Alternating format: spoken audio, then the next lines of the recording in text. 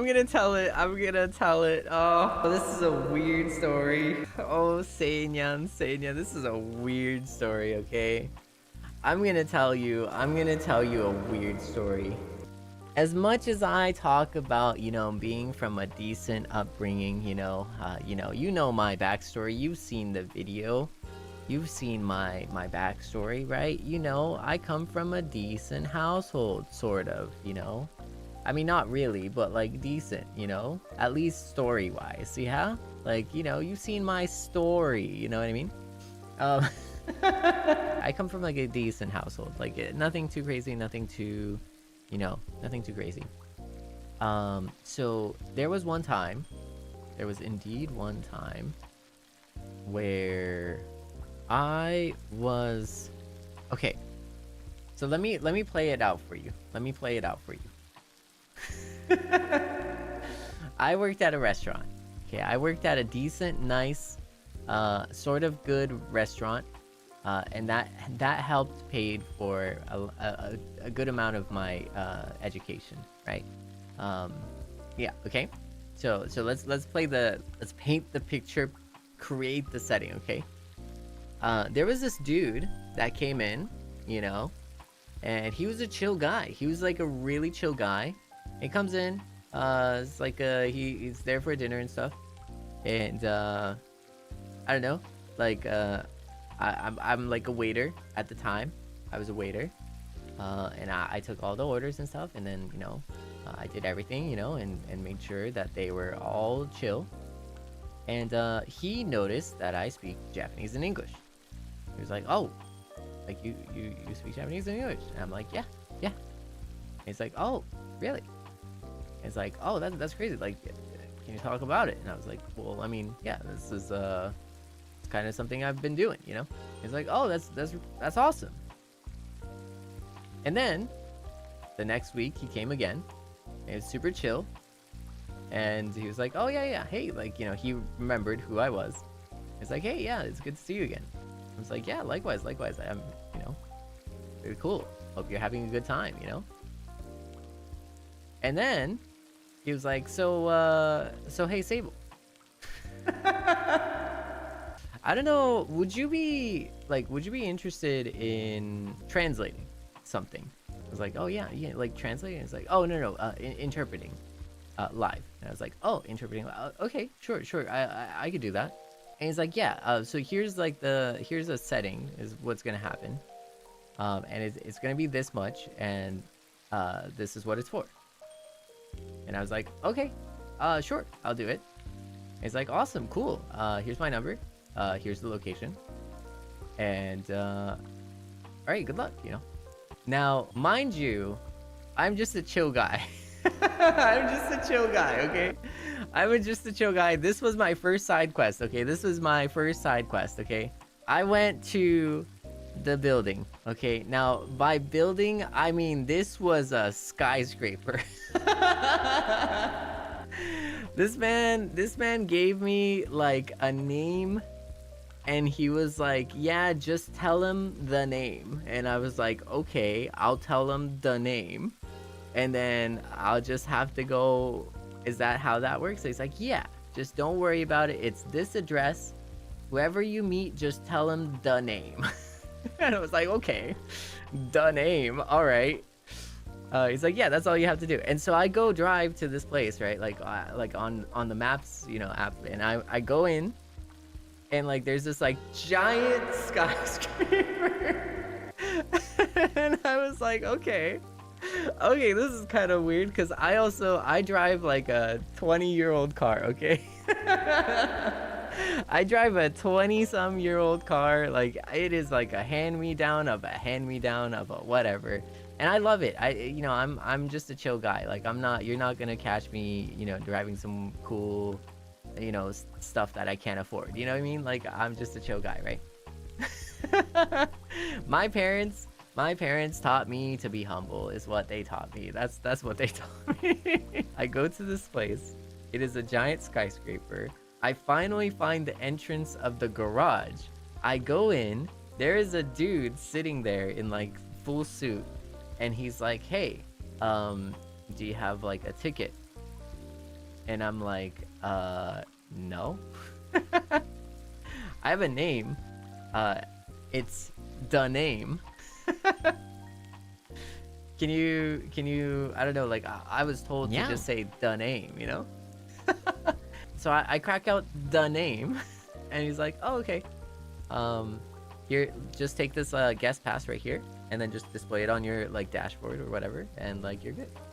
And actually just, like, he made me, like, leave the car there, because it was, like, valet or something. Like, it's like, you leave the car there, and then, like, the dude will come in, and they'll, like, take the car. And I was, like, I was kind of worried. Like, I was kind of scared, because it's like, yeah, I mean, it's my car, but, like, I mean, what are they gonna do? You know, like, what are they gonna do? Are they gonna take my, like, you know, $500 car? Like, is that... what are they gonna do? You know, like, I'm not, I have no reason to, like, distrust them, because, like, what are they gonna do? You know, like, it's one of those things where it's like, yeah, you could bust a wheelie on that car if you want. Like, it's you're not gonna get out of it. You're not gonna get much out of it. You know what I mean? Like, no, and so, like, the guy takes the car, and I get out of the car, right? And I'm walking towards the elevator, right? And on the way to the elevator, I just see a bunch of, like, sports cars, just, like, expensive, like, cars that I can't pronounce, you know? And I'm like, whoa, this is some weird stuff here. That's some pretty cool stuff. And then I go on, yeah, I go to the elevator, exactly, you know? I gave the name, and then I go to the elevator. And I go to, like, I don't know what floor it was. It wasn't penthouse or anything, but it was, like, some crazy floor. And I go up there, right? Go up to the crazy floor. I see, like, the number, right? And I don't know. This is, like, kind of sus, by the way. Like, at that point, I'm kind of, like, low-key kind of scared. You know, I'm like, oh my goodness, what is going on? Am I even gonna, like, make it home? You know?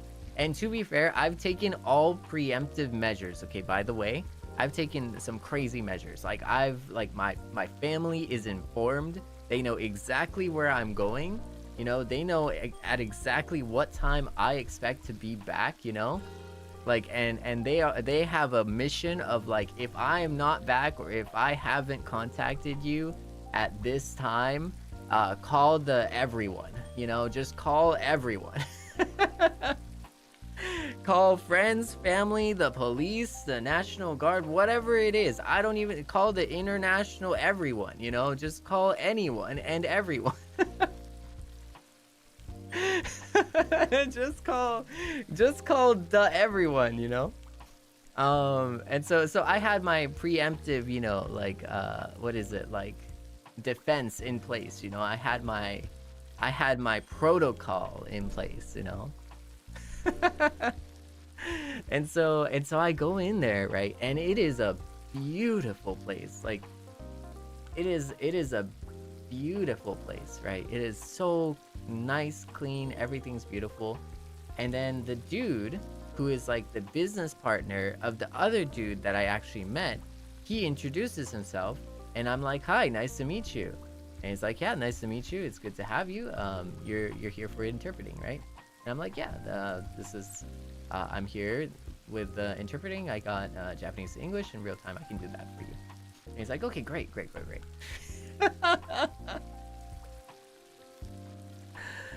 And then he's like, well, we still have some time, so let me show you around the place, you know? And then he starts, like, showing off, like, all his, like, cool stuff. He starts showing off his, like, cool stuff, right?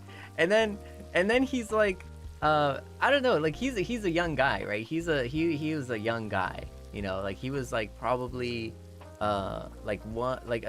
just a few years older than me. So it was, like, pretty impressive, like, from my perspective too. Like, it was pretty impressive. But he starts showing me the stuff, and I think this was, like, the most influential thing that I remember to this day. He showed me the things, you know? He showed me the items. And out of the items, he showed me the TV. He showed me the TV. Okay, now it's not just any TV. Okay, I want you to know, okay, ladies and gentlemen, and everyone in between, it is not just any TV.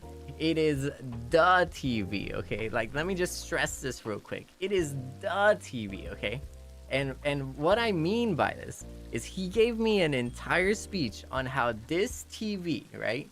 Now it's not the TV, it's this TV.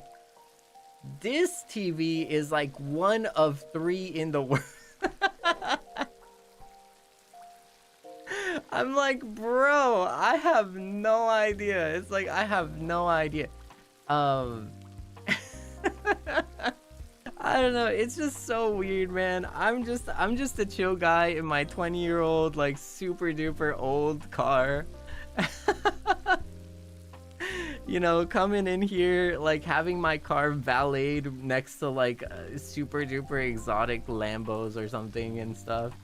And I'm just trying to like wrap my head around all of this, you know? Like I don't understand what's going on, you know? I don't even know what's going on, right? And then they sit me down. Mind you, I never had to sign any NDA for this kind of stuff too. Like they were just so chill like that. And so that's where I think that's one of the things that like they should do is like have me sign an NDA for that kind of stuff. But I don't know. They weren't selling a TV. He had a crazy giant TV, and this was where they were gonna do like a video call message and stuff.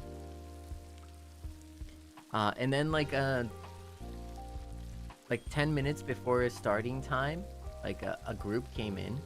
You know, a group came in, like, who they invited. I think it was like their client or something, right? And we all just gathered around the giant TV, and I was in charge of, I think it was going from English to Japanese. So there was also a second interpreter that was doing from Japanese to English, and for me, it was English to Japanese. In hindsight, to be honest, I wish it was the opposite, you know? But for me, it was English to Japanese, and it was like pretty cool. Now, to be 100% certain, to be 100% clear, not Yakuza or Mafia or anything like that. Nothing shady. Completely, genuinely, like, actually legit, if that makes sense. So, just to clarify, make sure that, you know, we don't get too overboard with, like, the story. It is completely legit. Yeah, of course, I can't tell, like, I can't name drop. You know what I mean? Like, I can't... Of course I can't name drop these people, okay? Like, because these are... anyways, so it was really cool. It was really cool, right? It was a really awesome, interesting experience. It was very... For me, it was, like, kind of, like, a big pressure, because this is, like, the first time I was doing something like that on that level or on that scale. And it was pretty big pressure, but also, to me, it was also, like, dude... I was just a waiter, man. How did I find myself here? You know what I mean? Like a few days ago, I was just I'm still a waiter at that time, right? I was just working as the waiter, you know? And now I'm the interpreter. like what? Like what? And then we finished everything. So we interpreted it. Everything was okay. They were happy. They gave me a giant tip too, and they gave me like great pay because it was a one-time thing and stuff.